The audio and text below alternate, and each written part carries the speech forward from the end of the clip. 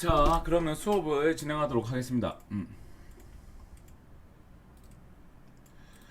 자, 그 책을 보면 여러분 책하고 제 책하고 페이지가 다른데요. 먼저 이거 중요합니다. 통리기무아문. 영미시 세력은 개화정책의 일환으로 통리기무아문이라는 걸 설치하였다. 통리기무아문은 개화정책의 감독과 지휘를 하였다. 참여 인물은 민겸호, 민영이, 조영아, 민치상 등이 참여했다. 이게 뭔 말이냐면은 우리가 근데 오늘 이거 필기한 자료는 제가 카톡으로 제가 보내드릴게요.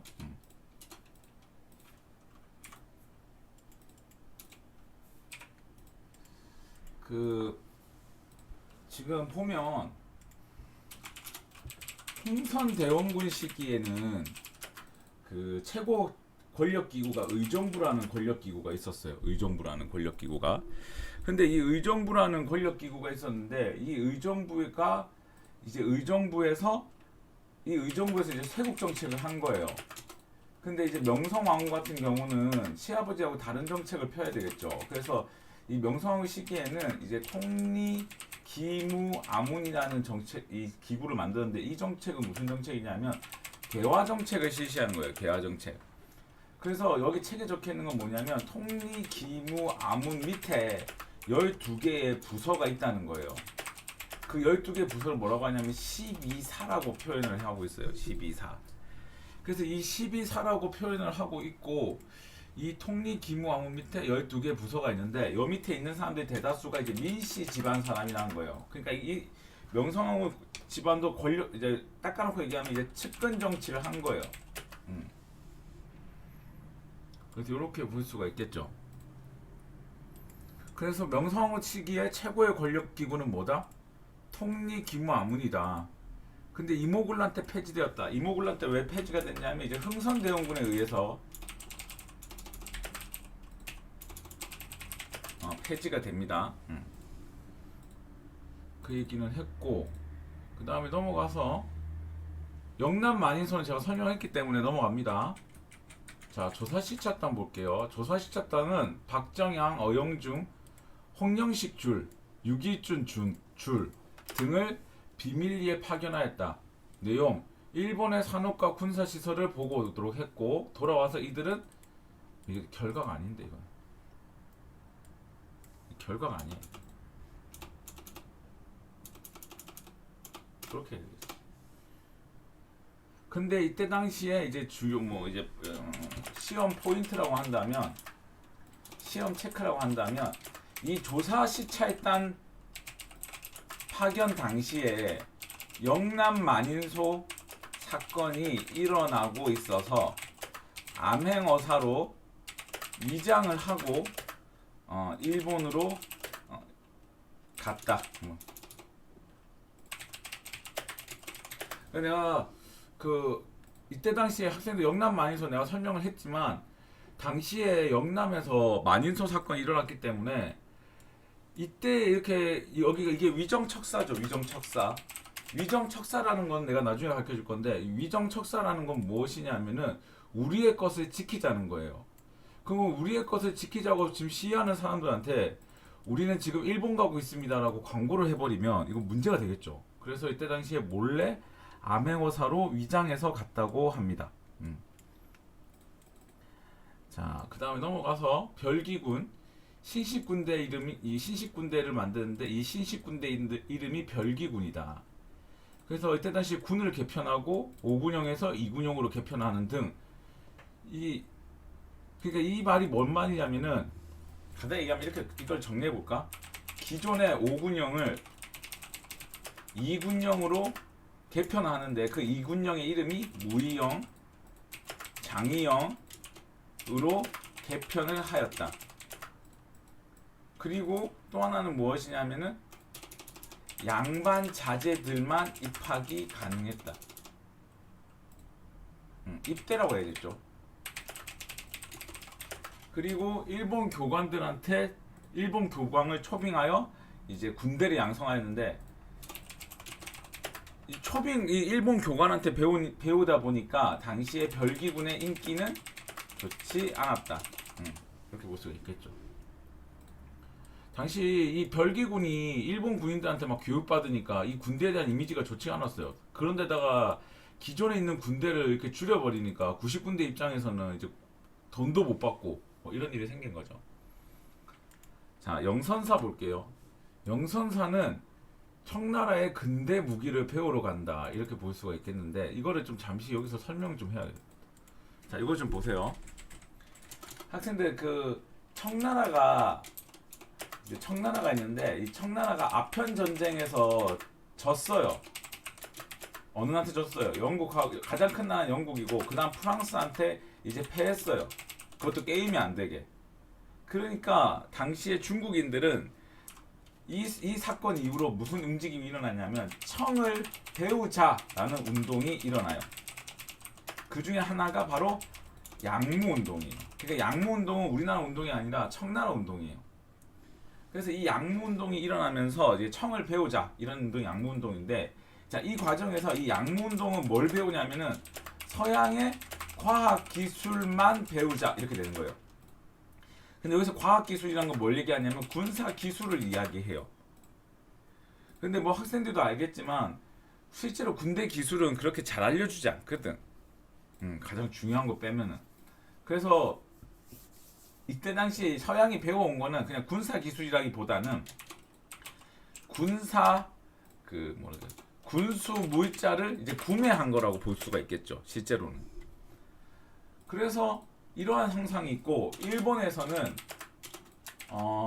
미국에 의해 개항이 되잖아요. 그 이후에 미국을 배우자라는 운동이 일어납니다.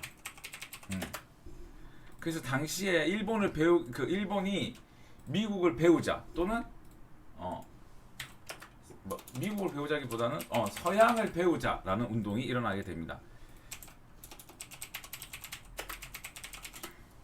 그래서 그 중에 하나가 바로 외국에 공부 잘하는 학생을 보냈는데 그 중에 하나가 이와쿠라 사절단이라고 합니다. 외국에 공부하러 가는. 그래서 이 사절단들이 미국과 영국을 다니면서 이제 다른 나라의 근대화된 거를 이제 배우게 되죠. 그리고 그 이후에 이제 뭐 메이지 유신 뭐 이런 그 전에 뭐 이거 이와쿠라 사절단 전에 메이지 유신이 일어나는데 하여튼 메이지 유신을 통해서 모든 것이 서양화됩니다. 그 모든 것이 서양이라는 건 뭐겠어? 정치, 사회, 문화 이런 것들을 다 서양 거를 따라가게 됩니다.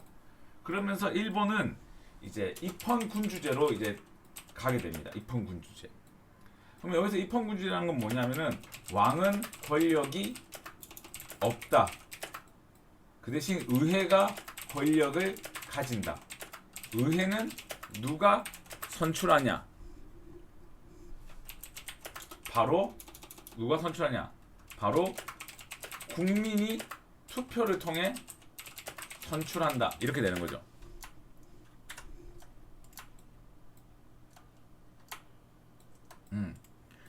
그래서 국민이 투표를 통해서 선출하다 보니까 이런 입헌군주제가 되는데 일본의 입헌군주제는 조금 달라요. 일본의 이때 당시의 입헌군주제는 왕도 권력이 있어요. 일본의 입헌군주제는. 다만 헌법이 정한 범위 내에서예요. 그러니까 왕권의 권력을 제한하는 거겠죠. 이런 거는. 그래서 이렇게 보면 될 것 같아요. 그래서 청나라와 일본이 이때 싸우게 되는데 그게 바로 뭐예요? 청일 전쟁이 되니까 이 청일 전쟁을 세계사적으로 다르게 얘기하면 양무운동과 메이지 유신이 싸웠다고 얘기를 하는 거예요. 그래서 그 결과 누가 이기게 된다? 메이지 유신이 이기게 된다. 이렇게 이제 보이는 거죠. 자, 그러면 이러한 가운데서 이렇게 보면 될 것 같고, 이러한 가운데서 우리나라가 영선사를 파견하게 되는데, 그러면 결과적으로 영선사는 청의 근대적 무기를 배운다는 것은, 청의 근대적 무기 제조법을 배운다는 것은 한마디로 양무운동을 배운다는 거예요. 그래서 김윤식 등을 보냈지만 이모군란한테 돈이 부족해서 이제 돌아오게 돼요. 자, 그 다음에 조미수호 통상조약 볼게요. 자, 학생들 우리가 서양 국가를 몇 개 좀 알아야 되는데요. 그 중에 일본이 그 중에 미국 나오면은 이것 찍어요. 거중조정. 아니면 최애국. 이게 미국이에요. 미국. 알겠죠? 요거 나오면 미국 찍어요. 조미수호 통상조약은 최애국을 얻은 거다. 자, 결과 고종은 거중조정으로 미국을 잡아두고자 하였고 그에 대한 조건으로 이게 중요하죠. 이거 중요하죠. 최애국 대우를 해주었다. 하지만 나중에 미국이 일본의 조선 침략을 용인함으로써 결과적으로 고종의 외교 전략은 실패라고 할 수 있다. 자, 넘어가서 개화파는 제가 나중에 할게요. 위정 척사도 좀 나중에 할게요. 왜냐하면 의병까지 좀 하고 얘기를 해야 될 것 같아요. 자, 그러면 임오군란으로 바로 갈게요. 자, 임오군란 1882년 이거 연도를 외우면 좋아요. 학생들 나는 좀 연도를 몇 개 외우면 이게 편하다고. 예를 들어 볼까? 다음 시간에 정리해 줄 건데 뭐 예를 들어 볼까? 나는 좀 몇 개 외워요. 고종의 즉위 1863년, 흥선대원군 하야 1873년, 그 다음에 강화도 조약 1876년, 그 다음에 이모군란 1882년, 그 다음에 갑신정변 1884년. 자, 이러고 있다가 쭉 지나서 동학농민운동 1894년. 그다음 내가 외우는 거 말게요. 1897년 뭐 일어났지? 대한제국 1897년. 그 다음에 의사늑약 1905년. 그 다음에 한일병합 1900 이렇게. 요 정도 연도를 좀 외우면 좀 편하더라고. 공부하는데. 너니까 외우지 이렇게 얘기하겠지만은 하여튼 요 연도를 외우면 좀 편합니다. 자, 다시 이모군란 넘어와서 이모군란. 자, 개화와 보수의 대립이다. 근데 내가 지난 시간에도 수업 시간에 얘기했는데 우리가 개화 사상이라는 게 막 무조건 좋다 이렇게 볼 수는 없다. 왜? 이 개화 사상을 하면서 명성황후 집안이 엄청난 비리를 저질렀고 또 하나는 무엇이냐면 이 개화 정책으로 인해서 백성들의 삶이 좋아졌다고 할 수가 없기 때문에 고로 개화 정책은 반드시 좋은 거다 이렇게 얘기할 수는 없다. 자, 배경 개화와 보수의 대립, 구식군대의 차별 대우, 도시 빈민층의 불만, 이거에 대한 영향으로 이제 이모군란이 일어났는데 간단히 얘기하면 자 볼게요. 예를 들어 이런 거지. 자 볼까? 이제 내가 얘기하는 것만 한번 적어볼게요. 첫 번째 이모군란. 간단히 얘기하면 내가 아르바이트를 마지막으로 한 게 뭐 학원 강사긴 한데 뭐 예를 들어 고기를 판다. 내가 이마트에서 고기를 팔았다. 근데 이마트 고기의 월급이 13개월치가 밀렸다. 그러면 13개월치가 밀리면은 이제 고기로 사람을 죽일 수가 있겠죠. 근데 이 중에 구식 군대의 이제 급여가 13개월치가 밀린 거야. 근데 이 중에 3개월치를 준대. 그래서 오라고 한 거야. 그래서 갔어. 그게 어디냐면 선해청이야. 여기가 뭐 하는 곳이냐면은 대동법 그 관리하던 부서죠. 그런데 갔는데 여기서 이제 급여가 이제 뭐가 있었던 거야? 모래가 있었던 거죠. 그래서 이제 구식군대의 불만이 폭발했고, 그리고 이 폭발하는 과정에서 이제 명성황후 집안에 마음에 안 들던 이제 일반 백성들까지 이제 가세를 하면서 이 규모가 너무 커진 거야. 그리고 이 과정에서 이제 일본인도 살해하고 그 일본 공사관도 불태우고. 학생들 이 순서 외울 필요 없어요. 이모군란 순서는 시험에 안 나와요. 그래서 이렇게 불태우고 자기들이 이제 뚝 정신을 차려보니까 역적이 될 이제 위기에 놓인 거야. 그러니까 이제 자기들이 역적이 되기 싫으니까 이 사람한테 찾아가서 도움을 요청해요. 그 사람이 누구냐? 바로 흥선대원군에게 도움을 요청해요. 그래서 이제 흥선대원군이 화를 내면서 어디에서 이런 배은망덕한 놈이 있느냐 하면서 막 이렇게 화를 냈는데 이제 흥선대원군이 뭐라고 하면서 내가 안내하겠네 하면서 같이 가죠. 그래서 같이 가서 이제 누구를 이제 잡으러 가냐, 이제 명성황후를 이제 잡으러 가는데, 이 명성황후가 이제 도망가요. 어디로 도망가냐면은 그 고구려 빨래판 찾으러 가요. 그래서 충주로 도망가요.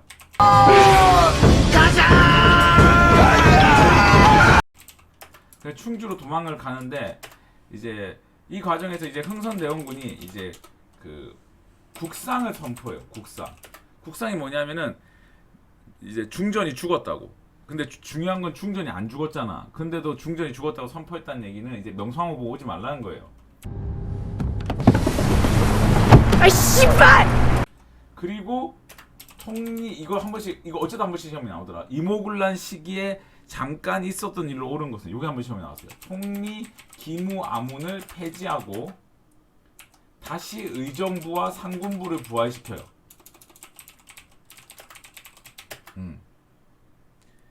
그러면서 일시적으로 이제 이 상황을 뭐라고 하냐면, 일시적인 개화 정책이 중단되었다, 이렇게 얘기를 해요. 그래서 이제 개화 정책이 이제 일시적으로 중단이 되고, 자, 이 과정에서 이제 명성황후가, 이게 중요하죠. 이게 중요해. 청나라에게 도움을 요청하게 돼요. 그런데 이제 청나라 군대가 와서 구식군대와 전투를 해서 이기고 흥선대원군을 납치를 하게 돼요. 그리고 흥선대원군이 납치가 되면서 이제 다시 명성황후가 이제 그 한양으로 이제 돌아오게 되죠. 그러니까 이 과정들을 일시적으로 이렇게 일률적으로 싹 다 보면, 며느리가 시아버지를 해외여행 보내준 거죠. 여기서 해외여행은 어디로 간 거야? 청나라로 간 거죠. 아버님 쉬고 오세요. 이건 너무한 거 아니냐고, 씨발. 이제 흥선대원군하고 명성황후는 이 둘이 싸우면서 이제 조선이 망하기 시작하는 거예요. 그러면 이제 다시 이 부분으로 돌아가서 이제 결과 부분을 보면, 이제 청나라 입장에서 생각해 봅시다. 청나라 입장에서는 이번 기회에 조선을 장악할 필요가 있는 거야. 근데 학생들 중에 이런 질문을 하는 학생이 있어. 그럼 4대 외교는 같은 거 아닌가요? 4대 외교는, 우리가 4대 외교를 한다 해서 청나라에게 내정 간섭은 받지 않습니다. 그냥 다만 이 4대 외교라는 건 간단히 얘기하면 인사만 하는 거죠. 인사만. 그러니까 한마디로 청나라를 떠받들어 주는 거지, 막 청나라가 시킨 대로 하는 게 아니라고. 근데 이 청나라 입장에서는 이제 조선을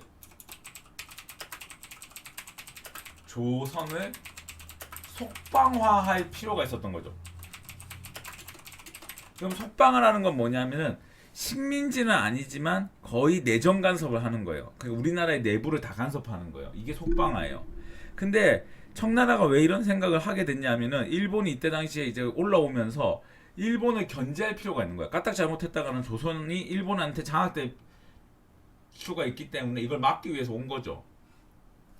그래서 맺어지는 조약이 그 유명한, 이거 시험에 나옵니다. 조청 상민 수륙 무역 장정이라는 조약을 맺게 돼요. 그게 어디 있냐면 여기에 있는 거죠. 여기. 요거. 그러면 요 앞에 부분부터 다시 볼게요. 청나라가 내정 간섭이 심화됐다. 이거를 뭐라고 한다? 이걸 속방화라 한다 했죠. 속방화. 고문 정치. 고문이라는 뜻은 앞으로 뭘 할 때 물어봐야 되는 거예요. 그러니까 이 고문이라는 걸 정확하게 좀 깊게 얘기하면, 고문이라는 거는 우리나라에 간섭하는 게 아니라 우리나라에서 뭘 하는지를 일일이 보고해야 되는 거예요. 그럼 이제 청나라가 우리가 어떻게 돌아가는지 알겠죠. 그래서 고문 정치에는 멜덴도르프, 이 사람 독일 사람이에요.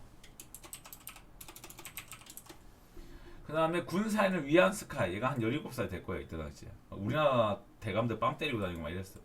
이 사람이 그 중국의 순원이라는 사람과 같이 그 중국을 멸망시키는 사람 중에 한 명이고, 경제는 하트, 이 사람 영국 사람이에요. 영국. 잉글랜드. 근데 난 잘 모르겠는데 멜덴도르프라는 사람이 우리나라를 되게 좋아했대. 그래서 여기 와가지고, 그래서 감동을 받고 청나라에서 보냈는데, 청나라 사람들 중에 왜 독일인이 와요? 그러니까 청나라가 돈 주고 고용한 거예요.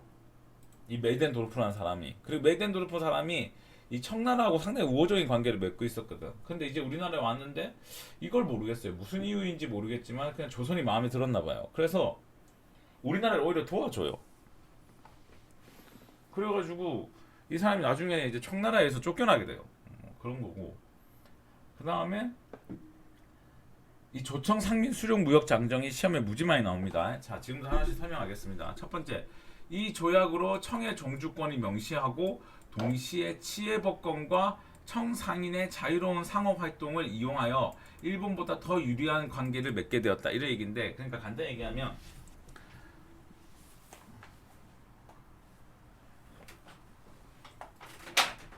아이고 이거 안 되겠다. 나중에 이거 학생 나중에 설명 이걸 잘 봅시다. 나 봐봐.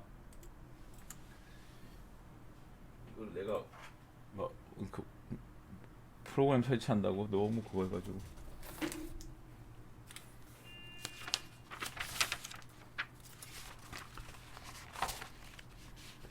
이걸로 합시다.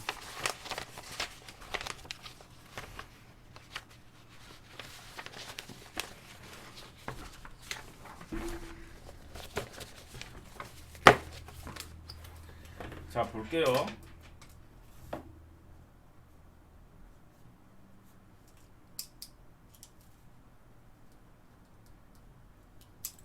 자, 학생들이 보면 이게 보여요. 이 강화도 조약일 때는 일본 사람들이 정해진 항구에서만 일했어요. 여기 뭐 부산, 인천, 원산 이렇게 정해진 데서만 무역을 할 수 있었는데 조청 상민 수령 무역 장정은 모든 곳에 들어가서 장사를 할 수 있는 거예요. 그러면 강화도 조약일 때는 일본 상인들이 정해진 항구에서 일했으니까 아마 내가 가상으로 하면 한 7대 3? 여기서 3이 일본, 7이 조선이었어. 근데 이때로 가면 이제 어떻게 되겠어? 이제 어떤 일이 벌어지냐? 청나라가 6, 조선이 1, 일본이 3 이런 식으로 상권이 형성되는 거야. 간단히 얘기하면 청나라 상인이 우리나라에 들어오기 시작한 거는 이 조청 상민 수령 무역 장정이고, 이 청나라 상인들이 들어와서 전국을 다닐 수 있게 만든 게 바로 이 이모군란 때문이에요.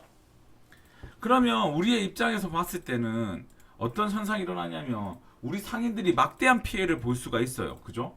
그래서 우리 상인들이 이걸 막기 위해서 만든 게 바로 중앙총상해와 상해사예요. 이게 시험에 한번 나왔어요. 요거. 그럼 어떻게 나왔냐? 조청 상민 수령 무역 장정이 체결되었다. 이를 극복하기 위해서 우리 민족은 어떻게 해야 되는가? 이게 시험에 나왔어요. 아시겠죠? 그 다음에 나와봅시다. 제물포 조약. 제물포 조약이라는 건 인천이죠. 인천. 인천에서 이거는 조선과 일본이 조약을 맺은 거예요. 그래서 우리 입장에서는 우리나라 군인들이 일본 사람들 죽였기 때문에 그거에 대한 배상금 또는 공사관의 건물을 만들 수 있도록 도와줘야 되고, 그리고 일본 군대가 이때부터 주둔이 돼요. 이게 중요해요. 이 300명이. 그러면 일단 한 가지만 해볼게요. 다시 이걸로 돌아와서 지금 강화도 지금 보면 강화도 조약일 때는 우리나라에 아무 군대가 없었어요. 근데 이모군란부터는 일본군 300명, 청나라 군대 1,500명 이렇게 주둔할 수 있게 된 거예요. 그럼 이렇게 봤을 때 이모군란 때 어느 나라 군인들 이렇게 되면 우리 이모군란 때 어느 나라가 우리나라를 현재 장악하고 있는 거예요. 우리나라에서 장악하기보다는 우리나라에 누구의 영향력이 커지는 거예요. 이건 청나라겠죠. 왜냐? 청나라 군대가 더 많으니까. 그죠? 그래서 이모군란을 계기로 청나라의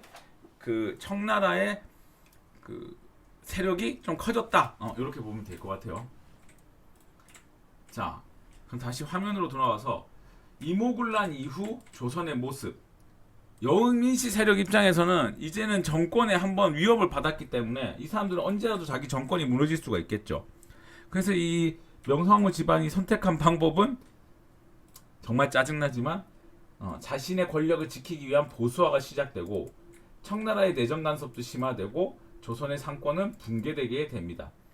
자, 그래서 여기서 또 알아야 될 거, 조청 상민 수륙 무역 장정에서 여러분이 알아야 될 거, 이거 시험에 나옵니다. 종주권을 명시해 놨어요. 그러니까 학생들이 조청 상민 수중 무역 장정은 단순히 무역에 관련된 조약이겠다 이렇게 외우는 학생들이 많은데 그게 아니라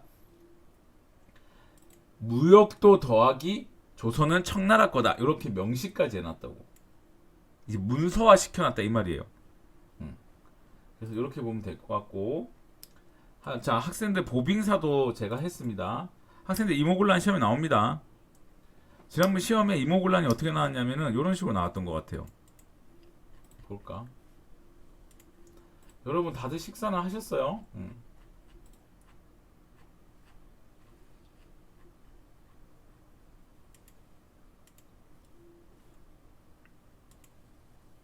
자 여러분 요거 한번 풀어보세요.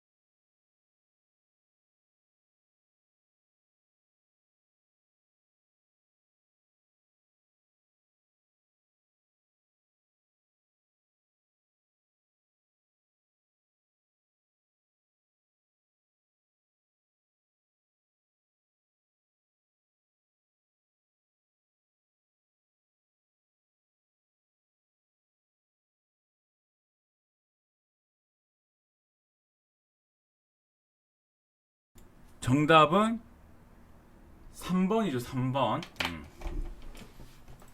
나머지는 안 배웠어요. 자 다시 그러면 돌아와서 책에 보면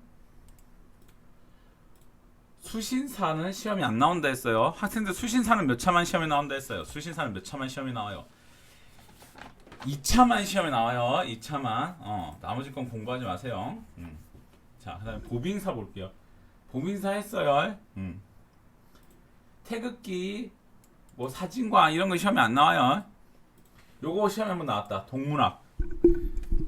동문학. 이거는 이제 사회문화 파트에서 나왔는데 시험이.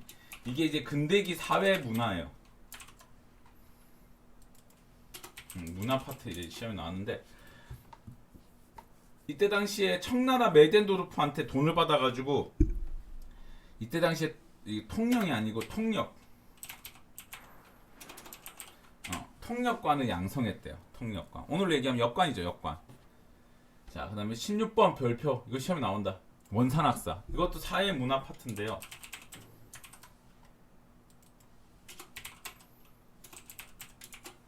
원산학사라는 건 무엇이냐면은 우리나라 최초의 근대 사립학교예요. 선생님 우리나라의 근대 우리나라의 사립학교는 서원 아닌가요? 그거랑 개념이 달라요. 이거는 무엇이냐면은 이제 우리가 근대화를 하기 위해서 또 다른 학교를 만든 거예요. 그래서 서양식 교육법을 이제 도입한 거예요. 그래서 이거를 이제 사립학교를 만들었다. 그리고 여기에서 가르친 과목은 시험이 안 나온다. 다만 여러분이 알아야 될 거는 근대 사립학교 이름이 원산학사다. 요걸 알아야 되고, 요걸 설명을 해줄까? 이 단어가 시험에 한번 나올 수도 있을 것 같아서 얘기할게요. 만국공법이라는 게 뭐냐면 세계법, 만국법. 그러니까 이 말이 뭔 말이냐면 학생들 국제사회에는 세계법이 있어요. 내가 이 나라한테 어떻게 해줘야 되고 저 나라한테는 어떻게 예의를 지켜야 되고 뭐 이런 거 있잖아요. 그게 국제법이라고 하는데 간단하게 얘기하면 이게 국제법이라는 게 있었어요. 국제법. 그게 뭐냐면 우리나라가 이거를 중국에서 번역했는데 그게 바로 만국공법이에요. 근데 뭐 국제법이라는 게 뭐 힘센 나라한테는 별로 안 지켜지는 거 아니야? 자, 그 다음에 한성순보. 요것도 시험에 나와요.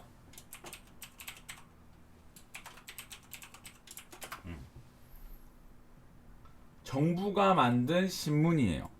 그래서 이 정부가 만든 신문을 이제 방문국이라는 인쇄소에서 그냥 만국공법이라 공부하세요. 만국공법.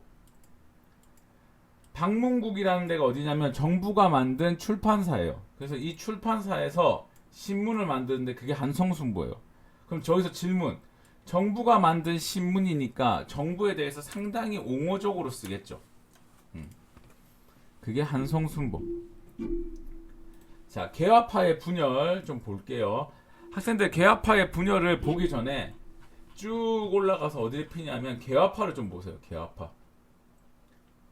자, 요 파트를 이제 지금부터 수업할게요. 잘 들으세요. 개화파라는 건 무엇이냐면은 한마디로 얘기하면 서양의 문화를 배우자 이 말이에요. 그래서 이걸 얘기한 사람이 이제 박규수 이런 사람들이 있는데 뭐 양무운동에 영향을 받았다, 메이지 유신에 영향을 받았다 이런 거는 이제 시험에 안 나오고 이 대표적인 인물들이 이렇게 있는데 이 대표적인 인물들 중에 이제 시험에 나오는 사람을 내가 지금부터 찍어줄게요. 그 사람을 반드시 체크해놓고 공부를 하셔야 돼요. 자, 중심 인물 박규수한테 공부를 그러니까 박규수의 제자님들. 자, 김옥균 선생님. 김옥균은 선생님이 안 하는데 별로 마음에 안 들어서 김옥균, 김윤식, 김홍집 이 사람도 별로. 박영용. 자, 지금부터 자 찍어줄게요. 다시 할게요. 김옥균, 김홍집, 유길준 요런 세 분이 시험에 나와요. 다시 불러줄게요. 김옥균, 김홍집, 유길준 이런 분들이 시험에 나와요. 자, 그 다음에 분열 언제 분열됐냐? 이모굴란 이후로 분열됩니다. 그럼 이모굴란 이후 분열된 거를 우리가 한번 찾아봅시다. 여기네요. 자, 이모굴란 이후로 어떤 일이 벌어졌다? 개화파가 분열되었다. 이렇게 보면 될 것 같아요. 그래서 여기까지가 이제 그 경남대학교 학생들하고 한일여고 학생들하고 이렇게 진도를 맞춘 거예요. 그러면 제가 잠깐 좀 쉬었다가 한 20분에 수업을 다시 진행하도록 하겠습니다. 잠시 방송. 안녕히 계세요.